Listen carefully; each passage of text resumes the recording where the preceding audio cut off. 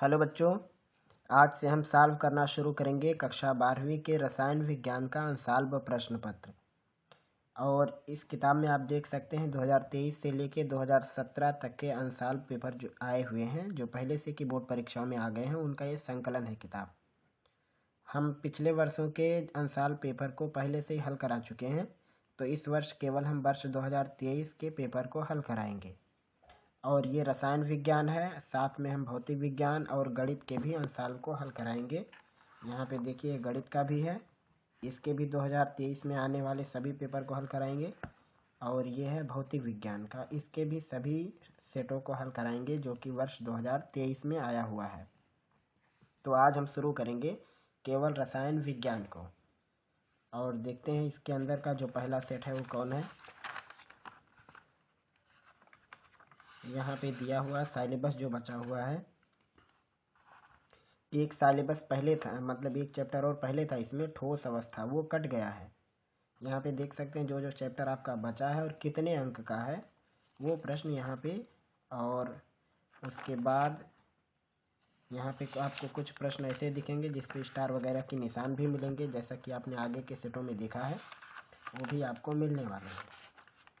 तो वहाँ पीछे जानकारी दी गई है, एक मॉडल पेपर भी दिया है कि 2024 का पेपर किस तरह से आने वाला है।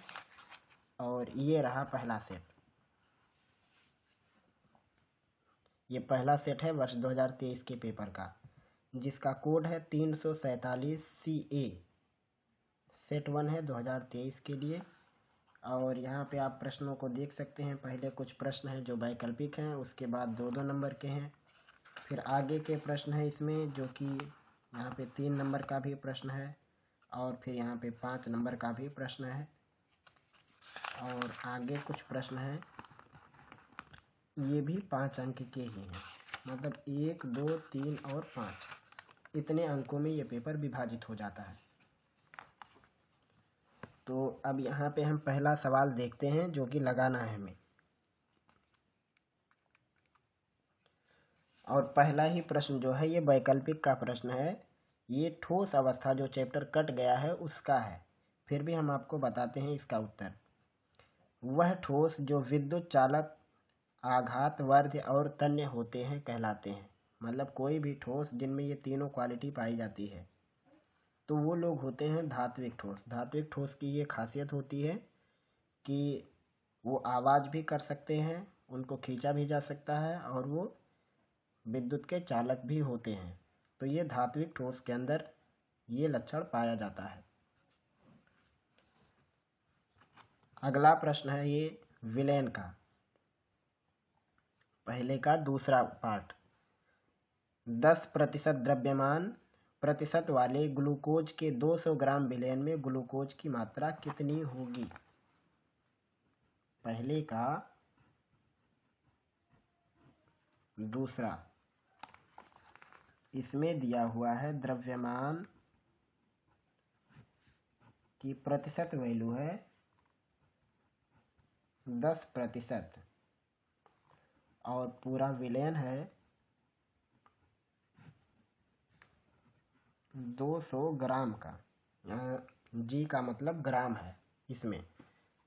तो इसमें पूछा है ग्लूकोज की मात्रा बताओ, तो लिखेंगे ग्लूकोज की मात्रा। तो अब सवाल में ही दिया कि 10% पूरे विलयन का ग्लूकोज है, तो इसको हल करने के लिए हम क्या करेंगे, 200 ग्राम का 10% बना देंगे, जो भी आएगा उत्तर आएगा। इसको 2 0 2 0 काट देंगे तो आएगा 20 ग्राम, यानी ग्लूकोज है 20 ग्राम। यहाँ पे देखिए तीसरा ऑप्शन है इसका। पहले का तीसरा प्रश्न। प्रश्न है एक अभिक्रिया के लिए वेग स्थिरांक की वैल्यू दी हुई है 2.3 × 10⁻⁵ litre mole inverse second inverse, ये दिया हुआ है वेग स्थिरांक का मान। पहले का तीसरा दिया हुआ है वेग स्थिरांक, इसकी वैल्यू दी हुई है, वेग स्थिरांक की वैल्यू है 2.3 into 10⁻⁻5 litre mole inverse second inverse. सवाल में पूछा है अवक्रिया किस कोटि की है और ये हर वर्ष आता है। ऑर्डर ऑफ रिएक्शन बताने के लिए हर साल आता है कि कैसे आपको यहाँ पे मतलब पता करना होता है। इसमें मेन काम ये अंक का नहीं, मेन काम यहाँ पे जो यूनिट यानी मात्रक दी हुई है, सारा कारोबार इसी का रहता है, इसी के आधार पर हम पता करते हैं। तो तरीका क्या है पता करने का? तरीका बहुत सिंपल है। जो वेग स्थिरांक का जब मात्रक देख के ही पता लगाना है। वेग स्थिरांक का मात्रक इसका होता है मोल पर लीटर, उसके ऊपर power 1 - n into second inverse. ये है वेग स्थिरांक का मात्रक, और इसी के रूप में हम कन्वर्ट करेंगे अपने यूनिट को और फिर पता लग जाएगा कि वो क्या है। तो हमें इस रूप में अपने वाले वेग स्थिरांक को बदलना है। तो अपने सवाल में जो वेग स्थिरांक दिया 2.3 इंटू 10⁻⁻5, हमें इस अंक से कोई मतलब नहीं, मतलब इस यूनिट से है। तो अब जो हमारा मेन जो तरीका है उसमें हम मोल ऊपर और लीटर नीचे रखेंगे। तो अब इसको अगर वैसे बदलना है तो हम इसको लिख सकते हैं मोल पर -1 की पावर और लीटर पर -1 की पावर। हम इसे ऐसा बना सकते हैं, सेम यूनिट को ऐसा लिखा जा सकता है। इंटू लिखेंगे सेकेंड इनवर्स, क्योंकि यहाँ भी वैसे है। अब हम केवल यहाँ पे इस पर ध्यान देते हैं, हमें इससे कोई मतलब नहीं, इसकी क्वांटिटी का है कोई लेना देना नहीं है, केवल इसकी यूनिट से मतलब है। तो हम यहाँ इसको लिखेंगे मोल बाई लीटर, और पूरे के ऊपर वैल्यू बनेगी -1 की, क्योंकि -1 दोनों जगह पर सेम पावर। ये हो जाएगा सेकेंड इनवर्स। अब इस मोल पर लीटर के ऊपर जो पावर है और जो वेग स्थिरांक के मात्रक में जो पावर है, दोनों पावर का हम आपस में तुलना करेंगे। तो अगर हम तुलना करेंगे यहाँ पे तो मिलेगा हमें 1 - n की वैल्यू -1, ये मिलेगा। बाकी आप सेकंड का सेकंड से देखोगे तो सेम मैटर है। डिफरेंस का है, यहाँ -1 है, यहाँ 1 - n है। तो वेग स्थिरांक के मात्रक जो होते हैं उसका ओरिजिनल रूप ऐसा ही होता है। वो हम केवल साधारण लिखने के लिए, अपनी सुविधा के लिए ऐसा इसको लिखते हैं। यहाँ से n की वैल्यू जो आएगी वही होगी अवक्रिया की कोटि। तो हम n को पक्षांतर करेंगे, -1 को भी पक्षांतर करेंगे, तो मिलेगा 1 + 1 यानी 2। और n को ही हम बोलते हैं अवक्रिया की कोटि, यानी इसमें मिलेगी अवक्रिया की कोटि 2 आएगा। अब चलते हैं अपने ऑप्शन पर और देखते हैं कि नहीं है। शून्य कोटि, प्रथम कोटि और द्वितीय कोटि, यहाँ 2 आया है, और यहाँ ऑप्शन में देखिए द्वितीय कोटि दिया हुआ है, ये इसका उत्तर हुआ। अगला प्रश्न है क्षारक जो RNA में नहीं होता है, केवल उसे पहचानना है। तो कौन नहीं होता, ये याद करने का विषय है। जो क्षारक होता है जो कि RNA में पाया जाता है वो होता है एडेनिन, ग्वानिन और यूरासिल। ये 3 चीज़ें RNA में पाई जाती हैं। थायमिन नहीं पाया जाता, ये DNA में पाया जाता है। तो ये इसका जवाब हो जाएगा। कहा RNA में नहीं पाया जाता, तो ये रहेगा।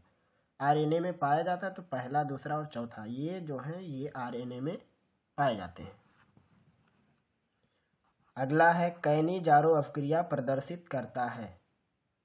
कैनिजारो एक रिएक्शन है, उस रिएक्शन को हम कैसे पहचानेंगे, तरीका हम बता देते हैं। यहाँ पे थोड़ा सा इसको आगे करना है और हमें पहचान करनी है कैनिजारो अवक्रिया की।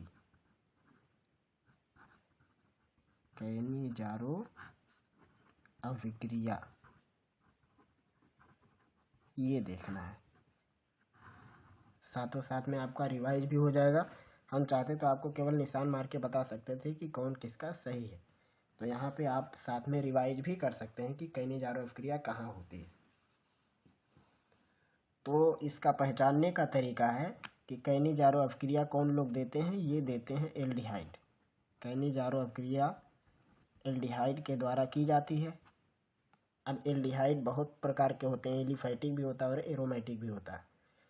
तो दोनों वैरायटी इसके अंदर आ सकती है, लेकिन कंडीशन है वही वाला हमें एल्डिहाइड लेना है जहाँ पे अल्फ़ा हाइड्रोजन ना हो। वो वाला अल्फ़ा हमें लेना है एल्डिहाइड जिसमें अल्फ़ा हाइड्रोजन ना हो। इसका मतलब ये हुआ कि एल्डिहाइड का जो समूह होता है, जैसे मान लो CHO, ये समूह है एल्डिहाइड का। अब मान लो चेन में कार्बन लगा हुआ है ऐसे, तो समूह जिस पर लगा हुआ है उसके पीछे जो कार्बन लगा हुआ है, ये वाला कार्बन, इस कार्बन पर जो हाइड्रोजन होंगे उन्हें हम बोलेंगे अल्फ़ा हाइड्रोजन और इस कार्बन को हम बोलेंगे अल्फ़ा। तो यहाँ पे जो समूह लगा हुआ, ये CHO समूह जो है यही समूह है आपका एल्डिहाइड समूह, और यहाँ पे है अल्फ़ा।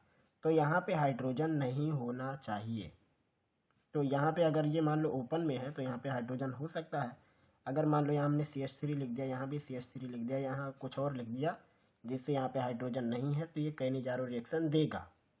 लेकिन अगर मान लो हमने ऐसा लिख दिया है इसी को, जैसे CHO, इस पे H लिख दिया, H लिख दिया, यानी CH3 CHO, या यहाँ CH3 लगा दिया, एक ही जगह H लगाया, कोई और चीज़ आ गई, तो जैसे ही हाइड्रोजन मिलेगा तो वहाँ पे कैनिजारो रिएक्शन नहीं होगा। कैनिजारो रिएक्शन वहाँ होता है जहाँ पे अल्फ़ा हाइड्रोजन ना हो। तो सबसे अच्छा जो एग्जाम्पल होता है कैनिजारो रिएक्शन का वो होता है बेंजल्डिहाइड। क्यों होता है देखो, सबसे पहले बनाएंगे बेंजीन रिंग,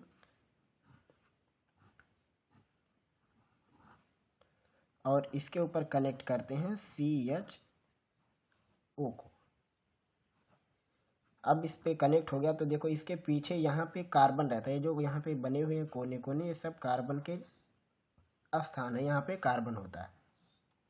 तो यहाँ कार्बन लगा हुआ है। अब चूंकि ये कार्बन बैलेंस है, देखो कार्बन की वैलेंसी 4 होती है, तो ये कैसे बैलेंस है, यहाँ पे मान लो हम बना देते हैं, हम उसी एक निशान को बनाना चाह रहे हैं।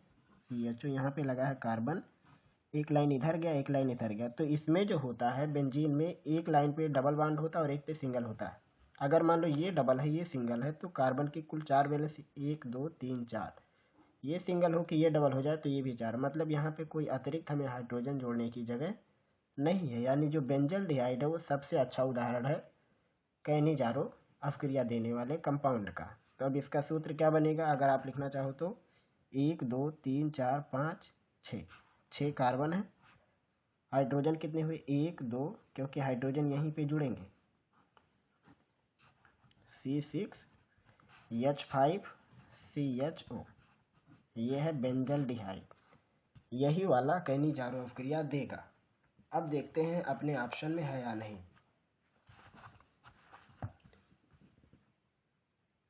तो बेंजोइक एसिड, टॉलुइन है, और उसके बाद है बेंजल्डिहाइड, यही आपका जवाब भी है। उसके बाद अगला विकल्प है कार्बिल अमीन क्रिया देता है। जो कार्बिल अमीन होता है वो इसमें से कौन सा ऐसा कंपाउंड है जो कि कार्बिल अमीन रिएक्शन देता है, वो आपको पता करना। थोड़ा सा इसको हम यहाँ पे करके आपको दिखाते हैं कार्बिल अमीन के बारे में भी कि कौन लोग देते हैं कार्बिल अमीन रिएक्शन। जब 1 डिग्री अमीन, ध्यान से सुनना, जब 1 डिग्री अमीन को क्लोरोफार्म यानी CHCl3 इसके साथ मिलाते हैं और एल्कोहलिक लेते हैं पोटेशियम हाइड्रा ऑक्साइड, ये वाला चीज़ 1 डिग्री अमीन, 1 डिग्री अमीन को हम ऐसे लिखते हैं RNH2 ऐसे, जहाँ पे R का मतलब कोई भी एल्किल। जब 1 डिग्री अमीन को क्लोरोफार्म के साथ एल्कोहलिक पोटेशियम हाइड्रोक्साइड के साथ मिक्स करते हैं तब जो उत्पाद बनता है वो होता है RNC आइसोसाइनाइड, और इसके उत्पादन को ही हम बोलते हैं कार्बिल अमीन का अवक्रिया। तो यहाँ पे अब आप देख सकते हैं कि कौन लोग कार्बिल अमीन अवक्रिया देंगे, जो कि होगा 1 डिग्री अमीन, वही ये काम कर सकता है। तो अब देखते हैं 1 डिग्री अमीन है किसमें, ये पहला वाला ही है आपका 1 डिग्री अमीन, जहाँ R का मतलब कोई भी एल्किल, CH3 C2H5 C3H7 कुछ भी हो सकता है, तो ये पहला वाला ही करेक्ट रहेगा। तो इस प्रकार से कंप्लीट होते हैं जो ऑप्शनल प्रश्न 1 से लेकर 6 तक। अभी आगे के प्रश्नों को हम लगा रहे हैं। अगला प्रश्न दूसरे का पहला। इस पे देखो स्टार का निशान बन गया है क्योंकि ये ठोस अवस्था जो चैप्टर है उसी का है। और ये जो नीचे बना हुआ है दूसरा जिस पे स्टार लगा है ये भी ठोस अवस्था का जो चैप्टर है उसी से ये भी लिया गया है। तो हम यहाँ दोनों प्रश्नों को लगाएंगे, इसलिए हम लगा देते हैं यहाँ पे कि जैसे मान लो आप इसे 2024 में आपको परीक्षा देनी है तो मान लो आपके लिए नहीं आएगा, लेकिन ये वीडियो चैनल पर पड़ा रहेगा तो आगामी वर्षों में क्या पता अगर इस चैप्टर को ऐड कर दिया जाए तो मतलब जो आने वाले समय में जो बच्चे परीक्षा देंगे उनके लिए उपयोगी होगा। तो इस दृष्टि से हम इसको ऐड कर रहे हैं, मतलब इसे हम सॉल्व करेंगे। अगर आपको नहीं देखना है इसका सलूशन तो आप वीडियो को आगे करके आप उसके आगे के प्रश्नों को देख सकते हो। तो हम यहाँ पे इसको सॉल्व करना शुरू कर रहे हैं। पहला है एक सरल घनीय जालक की संकुलन क्षमता की गणना कीजिए। दूसरे का पहला।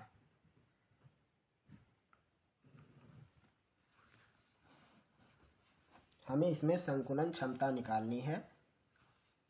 कैसे निकालेंगे वो भी निकालना है। सरल घनीय जालक की संकुलन क्षमता। तो सबसे पहले हम एक घन बनाएंगे इसको चित्र में दर्शाने के लिए ताकि बात समझ आए।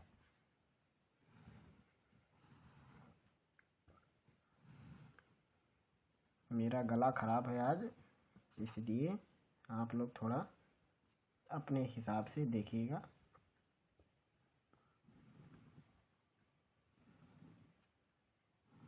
ये हमने एक घन को डिजाइन कर दिया।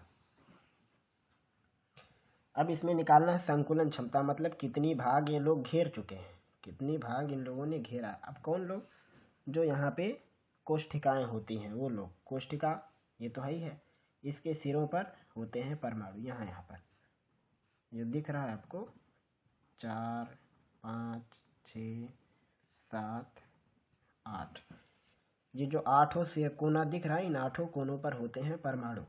तो ये परमाणु कुल कितना जगह घेरते हैं। तो ये जो परमाणु होते हैं ये इस हिसाब से एडजस्ट होते हैं कि आधा ये इधर से हिस्सा लेते हैं और आधा इधर से हिस्सा लेते हैं, तो ये पूरा बराबर हो जाते हैं। हमें इनकी क्षमता निकालनी, यानी हर कोने पर आप समझ सकते हो कि आधा आधा पार्ट उनका शेयर रहता है, यानी पूरी साइड पर वो दोनों लोग मिला के एक हो जाएंगे।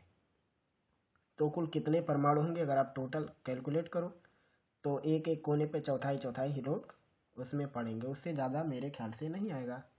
और कुल टोटल कोने हैं 8, यहाँ पे 8 कोने टोटल बनेंगे।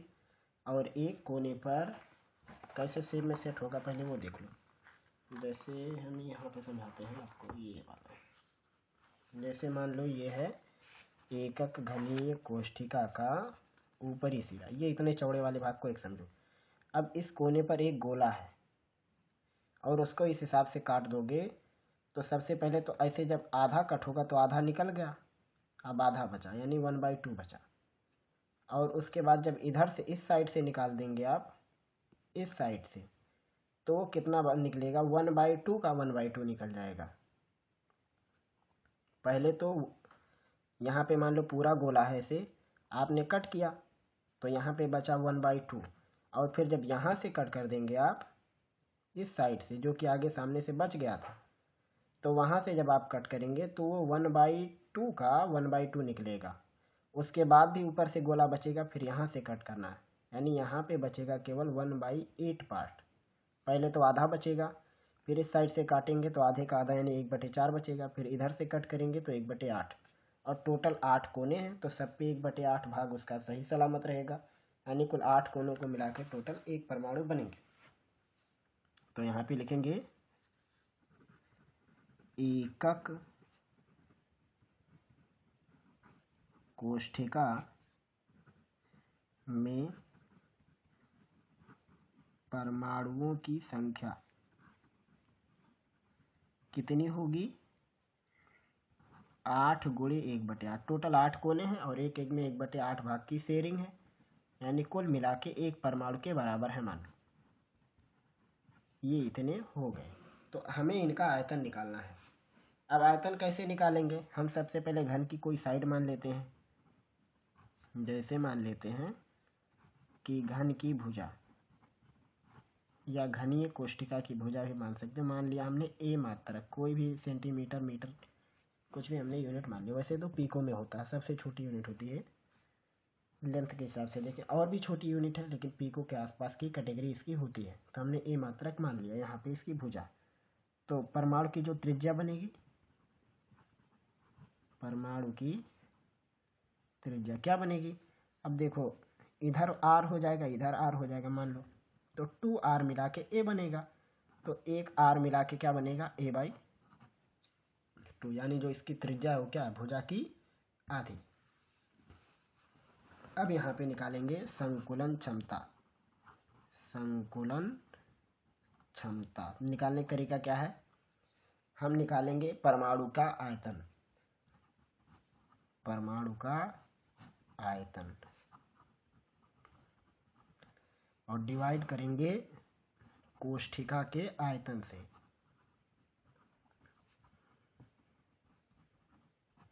गुणे 100 से गुणा कर देंगे तो परसेंटेज में आएगा, नहीं गुणा करेंगे तो भिन्न के रूप में आएगा।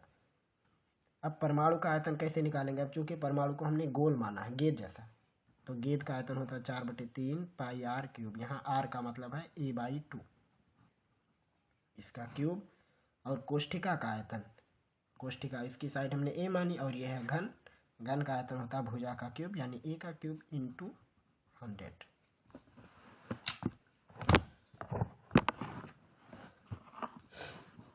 आगे आप भाग देख सकते हैं, ये इसका आगे का भाग आप देखो कैसे लगाना है। तो आगे अगर आप सॉल्व करोगे तो ये हो जाएगा ए क्यूब, नीचे भी ए क्यूब कैंसिल हो जाएगा, तो यहाँ पे बचेगा 4/3 पाई 1/2 का घन करेंगे 1/8 गुणे में 100। चाहे तो सॉल्व करने के लिए आप पाई का मान रख सकते हो 3.14 गुणे 1/8,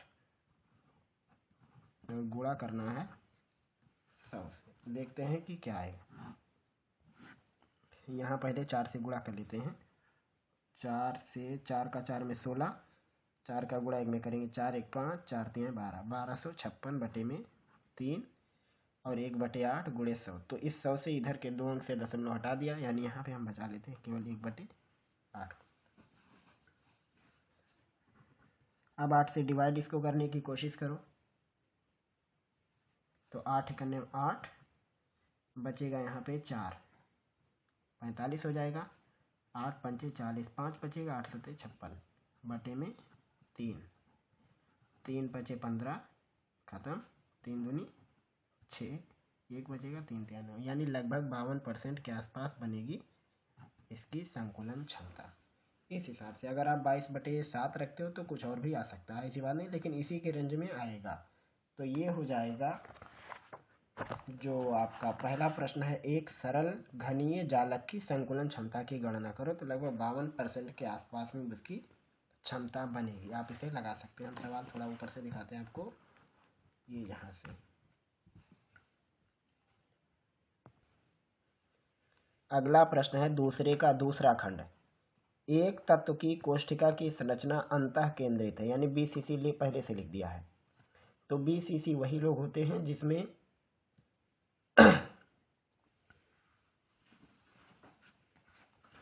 अगला प्रश्न है दूसरे का दूसरा खंड।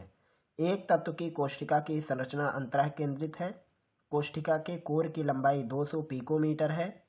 तत्व का घनत्व 7 ग्राम प्रति घन सेंटीमीटर है। ज्ञात कीजिए कि 20 ग्राम तत्व में कितने परमाणु हैं टोटल। तो इसमें पहले ही साफ साफ लिख दिया है अंतः केंद्रित। अंतः केंद्रित का मतलब होता है एक एकक कोष्ठिका में 2 परमाणु होते हैं।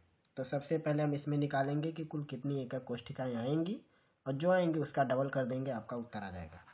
तो जो जो दिया है पहले उसको शामिल करते हैं।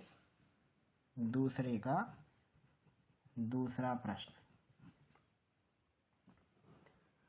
और इस प्रश्न में दिया हुआ है कोष्ठिका की संरचना अंतः केंद्रित है। तो यहाँ पे लिखेंगे BCC, एक BCC में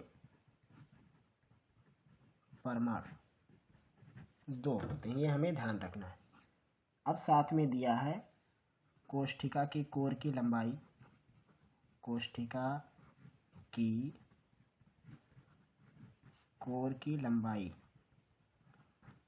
ये दिया है 200 पिकोमीटर। पिको का मतलब होता है 10 पीरियड 12 की घात मीटर, और मीटर को चाहे तो हम सेंटीमीटर में बदलेंगे क्योंकि सवाल में सेंटीमीटर में आगे घनत्व दिया है। तो 1 मीटर में 100 सेंटीमीटर होता है, तो इसको लिख सकते हैं 200 गुणे 10 पीरियड 12 और 100 का मतलब 10 पे 2, ये हो गया सेंटीमीटर। 2 जीरो यहाँ और 2 ये मिला के 4, 12 में से 4 घटाएंगे 8 आएगा, 10 पीरियड 8 की घात सेंटीमीटर। तो यहाँ पे निकालेंगे कोष्ठिका का आयतन। अब चूंकि ये घन होता है तो आयतन क्या होगा, भुजा का क्यूब,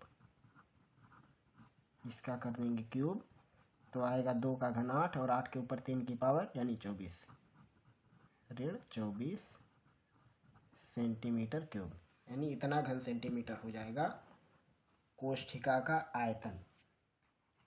अब सवाल में दिया है 20 ग्राम तत्व में कुल कितने परमाणु हैं, ये हमें पता करना है।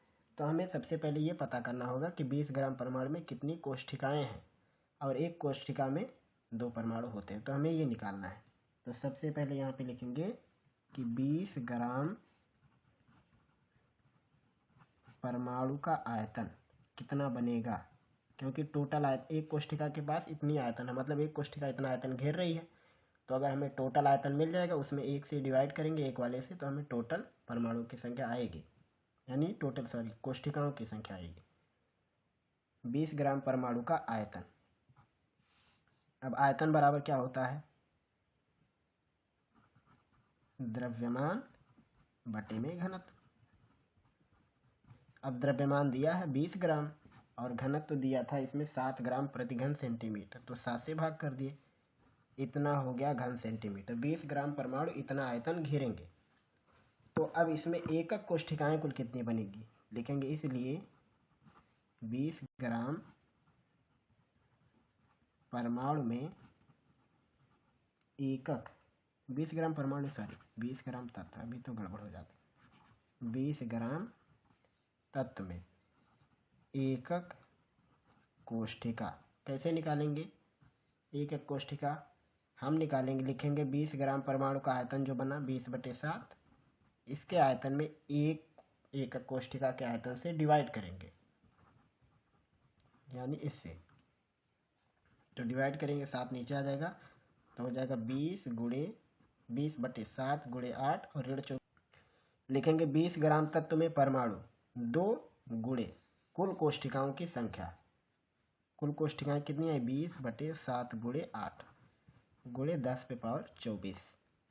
तो 20 का 2 में गुणा हो गया 40, और 40 में 8 से भाग करेंगे तो आएगा 5/7 गुणे 10 पे पावर 24। इसको चाहे तो भिन्न में बदल दो, कितना बनेगा 7 सत्ते 49, 1 बचेगा, 7 करने में 7, 3 10, 7 चौको 28, 10 पे पावर 24 लिख सकते हैं, या फिर 7.14 गुणे 10 पे पावर 23 परमाणु, यानी 20 ग्राम तत्व में इतने परमाणु होंगे। ये हुआ इस प्रश्न का जवाब। अगला प्रश्न है दूसरे का तीसरा खंड। उत्तर दीजिए, किसी विलयन की चालकता तनुता के साथ क्यों घटती है। तो हम इसको लिख के यहाँ नहीं बताएंगे, हम सीधे आपको जवाब देते हैं। जब किसी विलयन की हम तनुता बढ़ाते हैं तो उसमें आयनों की संख्या घट जाती है, क्योंकि जो कंडक्शन आता है, चालकता जो आती है वो आयनों के कारण होती है। तो जब हम उसमें चालकता बढ़ाते हैं तो पूरा मतलब विलयन की तादाद बढ़ती जाती है, यानी विलयन की मात्रा बढ़ती जाती है, लेकिन उस मात्रा के हिसाब से आयन उसमें नहीं रहते। जैसे मान लो 1 लीटर विलयन हमने लिया, उसमें 1000 आयन है, और हमने उसमें पानी मिला दिया, 2 लीटर बनाया, तब भी 1000 आयन है। मतलब 2 लीटर के मुकाबले अब आयनों की तादाद हो जानी चाहिए और आगे जितना भी आप लोगे उसके अनुसार वो बढ़ना चाहिए। तो आयनों की संख्या जब हम तनुता बढ़ाते हैं तो तनुता के आधार पर आयनों की संख्या घट जाती है, और उसके घटने की वजह से चालकता कम आ जाती है। इसका सीधा सीधा जवाब यही है। अगला प्रश्न है, 298 केल्विन पर, क्योंकि यहाँ देखो लिखा गा में 2 प्रश्न बनाए थे और यहाँ पे लिखा है 1+1। 298 केल्विन पर 0.20 मोलर पोटेशियम क्लोराइड है। विलेन की चालकता दिया हुआ 0.248 साइमन सेंटीमीटर इनवर्स। इसकी मोलर चालकता कितनी होगी? तो सिंपल है ये, इसीलिए 1 नंबर का है भी, दूसरे का गा है और उसका दूसरा। निकालना है मोलर चालकता, उसको लिखते हैं लैम्डा एम से। सूत्र होता है कप्पा गुणे 1000, ये होता है, और बटे में होती है मोलरता।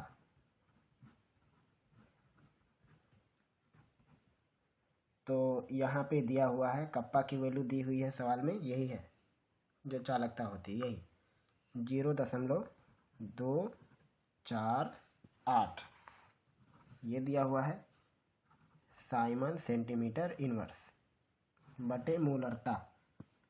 मोलरता दिया हुआ है 0.20 और इंटू यहाँ 1000 से गुणा भी होगा, वो हमने छोड़ दिया। तो अब अगर इसको आप सॉल्व करो तो कितना पाओगे? सॉल्व करने के बाद ये 3 जीरो से ये ख़त्म हो जाएगा, तो कितना बनेगा ये 248, और नीचे है 0.2 केवल पकड़ लेते हैं। डिवाइड करने पर कितना आएगा? दशमलव हटाएंगे तो आएगा 2480/2, 1240 इतना आएगा। मात्रक होता है Simon centimetre square litre inverse. ये होगा इस प्रश्न का उत्तर।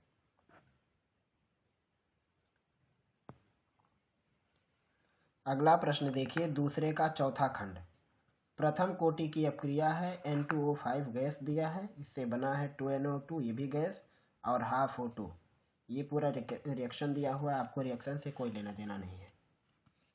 सवाल में दिया 300 केल्विन पर N2O5 की प्रारंभिक सांद्रता, ये इधर है थोड़ा सा, यहाँ पर प्रारंभिक सांद्रता दिया हुआ है 1.24 × 10⁻⁻2 मोल लीटर इनवर्स, जो कि 30 मिनट के बाद दिया हुआ है 0.20 10⁻⁻2 मोल लीटर इनवर्स रह गई। 300 केल्विन पर वेग स्थिरांक की गणना करो, जबकि log 6.2 का इतना सारा मान है। मतलब ये समझ जाओ कहीं ना कहीं ये जरूर आएगा। सिंपल कैसे लगाएंगे? एकदम आसान है ये। दूसरे का चौथा वेग स्थिरांक, जब भी न्यूमेरिकल आएगा तो छोड़ने का नहीं उसको। वेग स्थिरांक सूत्र होता है 2.303/t इंटू log/10 A0/A। आप कहोगे ये क्या है? जहाँ A0 का मतलब प्रारंभिक सांद्रण और A का मतलब बचा हुआ, यहाँ लिख देते हैं। A0 का मतलब है प्रारंभिक, यानी शुरुआत में कितना था, और A का मतलब शेष क्या बचा है, और T का मतलब समय, जिसमें भी रहे फर्क नहीं पड़ता। तो यहाँ पे क्या बनेगा? ये वैल्यू रखो 2.303/t। सवाल में दिया था 30 मिनट, तो हम यहाँ T की जगह लिखेंगे 30 मिनट इंटू यहाँ पे log 10 और A0 शुरुआत में कितना था, ये तो यहाँ दिया 1.24 × 10⁻⁻2, और बचा कितना है का शेष रह गया, यानी मतलब बचा 0.20 10⁻⁻2 इतना रह गया, बराबर। यहाँ पे सबसे पहले इसको ऐसे ही रहने देते हैं 303/30 log/10, 10 पीरियड 2 से 10 पीरियड 2 खत्म, और यहाँ भी दशमलव के आगे 2 अंक, यहाँ भी 2 अंक, खलास, यानी ये हो जाएगा 124/20 इतना। तो ये हो गया, कितना बनेगा, भाग करो इसको तो बनेगा ये 3 से भाग करेंगे तो 0 पॉइंट बनेगा ये 3 7 21, 1 बचेगा। और उसके बाद 10 हो जाएगा, 3 3 9, ये फिर 1 बचेगा, 3 चौको 12 और बटे में नीचे 10 गुणे log 10 और ये हो गया 6.2, जो कि सवाल में पहले से दिया था कि आएगा। यहाँ पे आप देख सकते हो log 6.2 की वैल्यू है 0.7924 इसकी वैल्यू, तो ये बन गया 0.0734 इंटू इसकी वैल्यू 0.79 और क्या दिया हुआ है 24 दिया हुआ है। इसमें कितना आएगा, आप इसको लगाओगे, इसका गुणा करोगे और गुणा करने के बाद जो भी आएगा उत्तर, या आपके ऊपर जिम्मेदारी बनती है, जो भी आएगा वो इसका उत्तर रहेगा। अगला प्रश्न है तीसरे का, जो का वाला पार्ट है। देखो ये कारण सहित बताओ, इस पे स्टार लगा हुआ है और जो ये दूसरा इस पे भी स्टार लगा हुआ है। तो ये जो प्रश्न है हमने इसको पिछले वाले सेट में हल किया है, सेम टू सेम प्रश्न है ये पिछले का सेट है, प्लेलिस्ट के अंदर है वो, उसमें ये सॉल्व हुआ, इसलिए हम इसको छोड़ दे रहे हैं। जो सवाल सेम सेम मिलेगा हम उसे छोड़ेंगे और जो नया सवाल आया है उसको हम लगाएंगे। फिर यहाँ पे दिया हो, ये इसलिए हम नहीं छोड़ रहे हैं कि ये सिलेबस से कट गया। स्टार का मतलब आप समझ जाओ कि 2024 में इसकी परीक्षा नहीं देनी है ऐसे सवालों की। तीसरे का जो थर्ड पार्ट दिया है, द्विदंतुर और उभय दंतुर लिगेंड से क्या तात्पर्य, तो सिंपल पहचान हम आपको बताते हैं। द्विदंतुर लिगेंड जो होते हैं इसमें 2 तत्व होते हैं जिसपे इलेक्ट्रॉन का लोन पेयर पाया जाता है। सिंपल, द्विदंतुर मतलब डाइडेंटेड जो लिगेंड होते हैं उसका ये पहचान है कि उसमें 2 तत्वों में इलेक्ट्रॉन का पेयर पाया जाता है। अब वो दोनों तत्व समान भी हो सकते हैं, अलग अलग भी हो सकते हैं। वहीं उभयदंतुर जो है, उभयदंतुर का मतलब होता है इसमें कोई मतलब एक यौगिक होगा, वो आयन के रूप में भी हो सकता है, किसी रूप में हो सकता है। तो उसमें जो तत्व होते हैं वो सभी तत्व उसमें इलेक्ट्रॉन का लोन पेयर अपने पास रखते हैं। हम यहाँ एग्जाम्पल के जरिए आपको बताएंगे, थोड़ा समझ आएगा। जैसे कि ये है तीसरे का तीसरा है, गला खराब है मेरा इसलिए थोड़ा सा अजीब लग रहा है सॉल्व करना यहाँ पे, फिर भी हम सॉल्व करने की कोशिश करते हैं। CH2NH2 मान लो ये हमने ले लिया और फिर से CH2NH2 ये हुआ। तो आपको पता है कि नाइट्रोजन पर लोन पेयर होता है, क्योंकि जो बाहरी कक्षाएं हैं उसका इलेक्ट्रॉनिक विन्यास आप करोगे तो बाहर के कक्षा में आपको 5 इलेक्ट्रॉन मिलेगा। तो 5 कहाँ कहाँ है, 1 इलेक्ट्रॉन तो इधर साझेदारी में है और 2 लोग हाइड्रोजन से साझेदारी में, 3 और ये 2 रह गया। तो यहाँ पे भी इलेक्ट्रॉन का लोन पेयर है, यहाँ भी इलेक्ट्रॉन का लोन पेयर है, तो इसलिए हम इसको बोलेंगे द्विदंतुर। अब जो उभय दंतुर हैं, जैसे NO2-, इसमें जो N है इसके ऊपर भी लोन पेयर है और O के ऊपर भी लोन पेयर है, बस यही फर्क है उभय दंतुर और द्विदंतुर। इसमें जो हमने लगाया है, जो तत्व लिखा हुआ है O के मतलब O के पास भी लोन पेयर है। अब इसके पास कैसे है, ऑक्सीजन का आप इलेक्ट्रॉनिक विन्यास करोगे, परमाणु संख्या 8 है तो मिलेगा आपको 2 और 6, तो आप ऑक्सीजन पे 6 बनाओ, 1 2 3 4 5 6, तो साझेदारी मान लो सब लोग लग जाएंगे, लेकिन एक लोन पेयर तब भी इसका रह जाएगा। सेम काम नाइट्रोजन का आपने यहाँ पे देख लिया है। तो इन दोनों पर लोन पेयर पाया जाता है, इसलिए यह है उभयदंतुर और यह है द्विदंतुर। अगला प्रश्न है तीसरे का चौथा, डी ग्लूकोज और डी फ्रक्टोज। डी मतलब डेक्स्ट्रो रोटेटरी और एक होता है लेवो रोटेटरी। तो यहाँ पे हमें डेक्स्ट्रो रोटेटरी का बनाना है। दर्पण समावयवता के आधार पर हमें इसमें चित्र को खींचना रहता है और यहाँ पे दोनों की संरचना हमें बतानी है, डी ग्लूकोज का और एक है डी फ्रक्टोज। डी ग्लूकोज और इधर लिख देते हैं डी फ्रक्टोज। इसमें दर्पण समावयवता कैसे होता है, या फिर जो और जो समावयवता होते हैं, बहुत सारे समावयवता होते हैं, लेकिन यहाँ पे हम रोटेटरी जो आइजोमर होता है, एक होता है डेक्स्ट्रो और एक होता है लेवोरोटेटरी, उसके आधार पर यहाँ पे स्ट्रक्चर खींचना है। तो सबसे पहले तो सूत्र लिखते हैं दोनों का। इसका भी सूत्र होता है C6H12O6 और इसका भी वही सूत्र है C6H12O6, लेकिन दोनों का स्ट्रक्चर भिन्न भिन्न होता है, इसलिए यहाँ पे हम इसको दो तरह से बना लेते हैं। हम डी वाला बना देते हैं, आप एल वाला खुद बना ले जाओगे कि अगर आपसे एल ग्लूकोज कहता है या फिर एल फ्रक्टोज तो कैसे बनाते हैं। तो बनाने के लिए देखो यहाँ पे 6 कार्बन है, बनाने का तरीका हम दिखा रहे हैं। हम यहाँ सबसे पहले एक लाइन खींचेंगे और यहाँ पे हम किसी किसी पॉइंट पे हम कार्बन को दर्शाएंगे। सबसे नीचे दिखाएंगे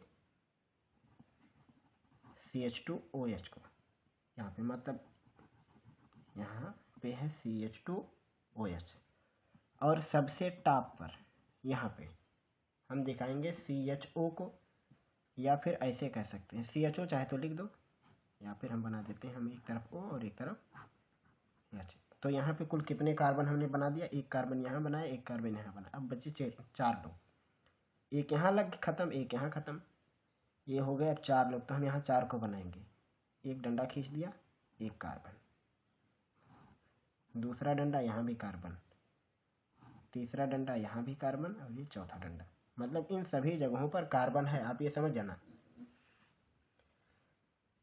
अब इसका जब चित्र बनाना होता है तो इसको कैसे बनाते हैं, देखो इसमें भी एक डंडा बना देना है फ्रक्टोज में, और सबसे नीचे बनाना है CH2OH, और इसके ऊपर भी बनाना है CH2OH। ये फ़र्क है दोनों में, इसमें CH2OH है, ऊपर CHO है, इसमें CH2OH है और इसके ऊपर भी CH2OH है।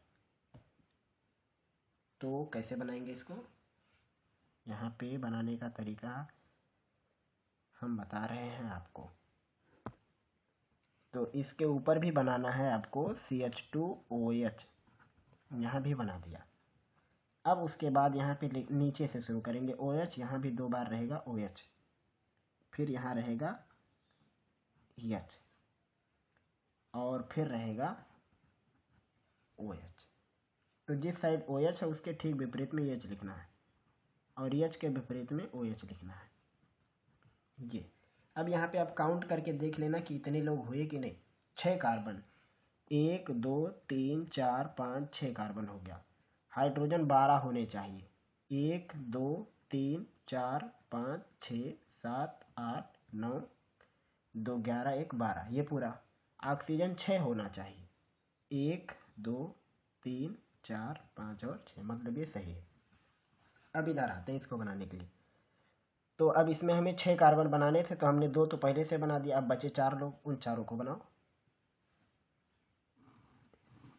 एक कार्बन, दूसरा कार्बन, तीसरा कार्बन, और ये चौथा कार्बन, 4 कार्बन हो गए। यहाँ भी नीचे लिखेंगे OH OH H, इधर H H OH। अब यहाँ पे मसला फंस जाता है कि यहाँ पे हम किसको बनाएं। तो ये जो सबसे ऊपर की लाइन होती है, यहाँ पे होता है डबल बॉन्ड, जिस तरफ है उसी तरफ बनाना, और यहाँ पे होता है ये होता है फ्रक्टोज में अंतर। अभी यहाँ क्या रहेगा आप खुद निकाल सकते हो कि क्या रहेगा। इसमें भी कार्बन 6 होने चाहिए, गिन लो, 1 2 3 4 5 6। हाइड्रोजन होने चाहिए 12, क्या हुए कि नहीं, 2 1 3 4 5 6 7 8 9 10 11 हुआ, मतलब एक हाइड्रोजन कम पड़ रहा था। और उसके बाद ऑक्सीजन यहाँ पे चाहिए 6 लोग हुए कि नहीं, 1 2 3 4, कितना हुआ, 1 2 3 4 5 और ये 6, तो ये 6 कंप्लीट हो गया। अगर आपको बनाना है इसका यल ग्लूकोज, तो ऊपर और नीचे कोई अंतर मत करना, बाकी सारी चीज़ें इसको इधर का उधर, मतलब OH यहाँ कर देना, H वहाँ, H इस साइड OH इस साइड, मतलब ये जो आप डंडा दिख रहे हो इस डंडे को घुमा देना है, सेम इसका उधर कर देना बस। और ऊपर नीचे की चीज़ों में कोई छेड़खानी नहीं करनी है। तो आप बना ले जाओगे। उसका जो लेवोरोटेटरी डायग्राम है वो कैसे बनेगा ये आप बना ले जाओगे। तो आज की इस वीडियो में बस इतना ही हम बनाएंगे, क्योंकि तब मतलब जो गला है वो काफ़ी ख़राब है, लंबा हो जा रहा है। तो आज की इस वीडियो में हम यहीं पर रोकते हैं। आगे के पार्ट में हम आगे के प्रश्नों को हल करने की कोशिश करेंगे। तो फिर मिलेंगे हम लोग जल्द ही अगले पार्ट में। तब तक पढ़ते रहिए, अपनी तैयारी और भी बेहतर तरीके से करते रहिए।